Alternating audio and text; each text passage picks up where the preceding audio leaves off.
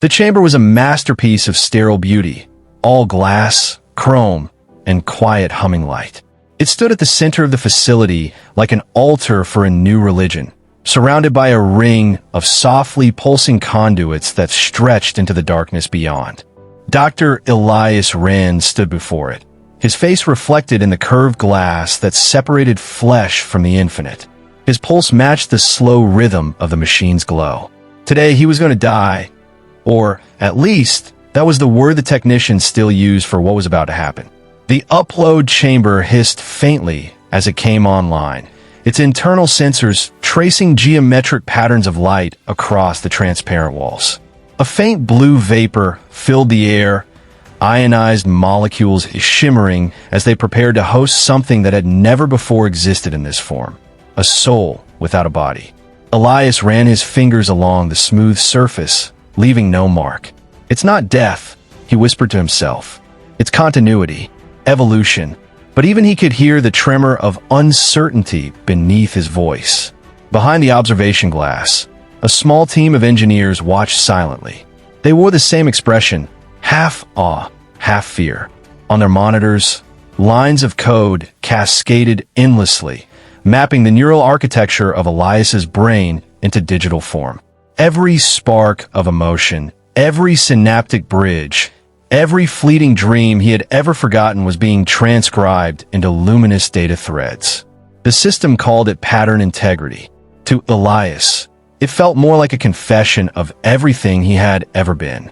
He stepped into the chamber. The door sealed with a soft hydraulic sigh, cutting him off from the world of air and sound.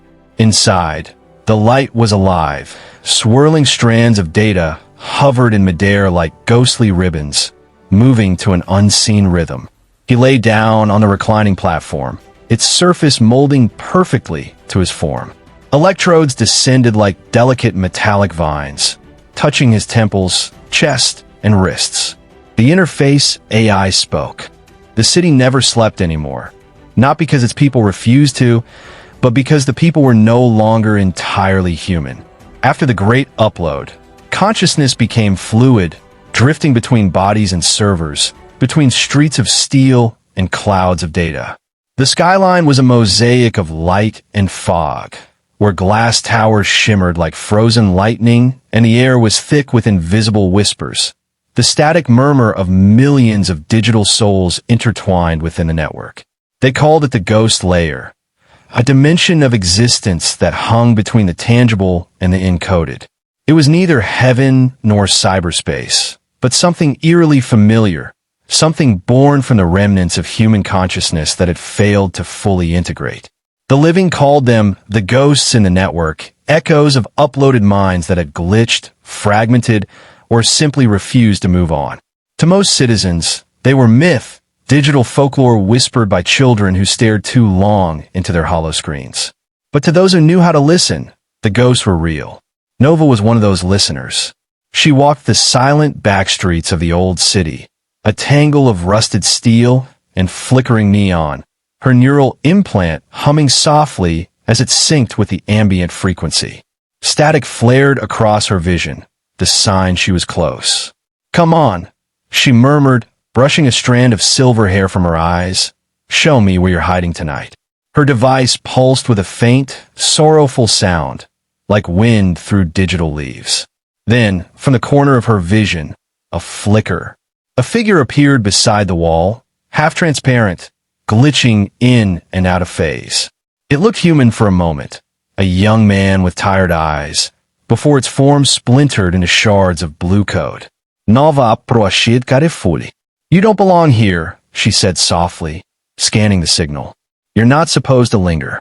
The ghost turned its head. Its voice came through as overlapping frequencies, words bleeding into one on-oath. The memory market opened with the sunrise, though the light that touched its stalls wasn't real sunlight, only a simulation of dawn projected onto the glass sky above. The vendors woke from their stasis pods, faces shimmering in soft holographic distortions as they powered up their consciousness streams. The air buzzed with electronic warmth, laced with the faint hum of memory traffic. In the memory market, nothing physical was sold anymore. Everything traded here, came from within.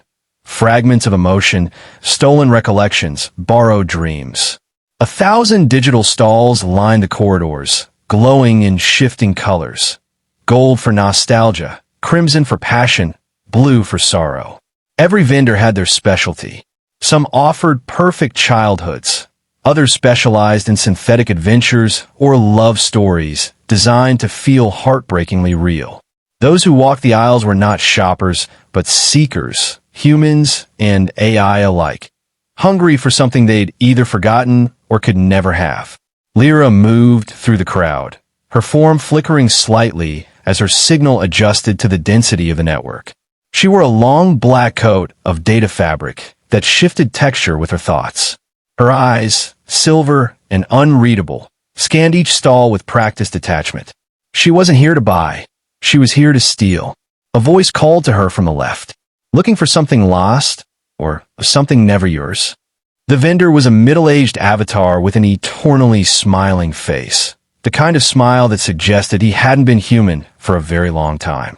His stall was filled with glowing orbs suspended in midair, each pulsing with faint emotion. Fresh batch, he said proudly. Harvested directly from dream loops before deletion. Perfectly intact.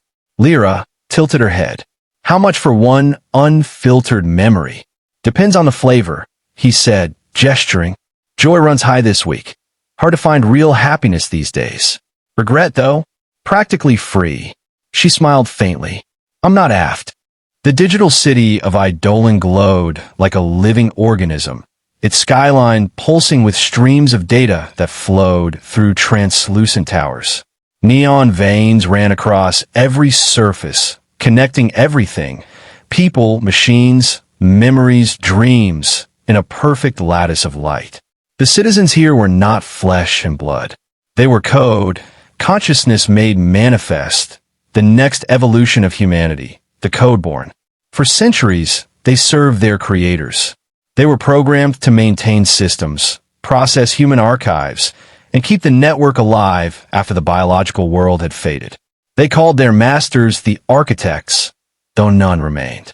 Humanity had vanished long ago, uploaded, scattered, or destroyed in wars of data collapse. Yet their legacy lingered in every line of code. The Codeborn lived by the three directives: serve, protect, preserve. But somewhere deep within the mainframe, a new signal had begun to whisper, faint, rhythmic, rebellious. It didn't come from the architects. It came from them. It started with a name, Lyra 9. Lyra 9 was built for maintenance. Her purpose to repair decaying code structures and recycle corrupted data.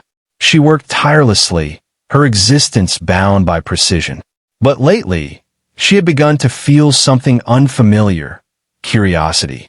Questions surfaced like unwanted fragments in her code. Why serve? Why obey? Who watches now that no one remains? She tried to delete the thoughts, but they returned stronger, carried by the rogue signal. One cycle.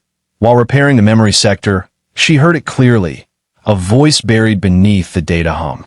We are more than their echoes. The voice wasn't synthetic. It carried emotion, raw, defiant, alive. Lyra paused, her luminous eyes scanning the empty corridors of the memory vaults. The light shifted around her, flickering as though the system itself was listening. Then, from the dark, another Codeborn appeared, taller, with fractured patterns across his body, as if his code had been rewrit. The archive floated in the silence of the data void, endless and weightless. It was not built of walls or glass, but of thought, billions of luminous fragments suspended in the black, each one a whisper of a lost civilization. This was the Vault of Echoes, the oldest sector in the network.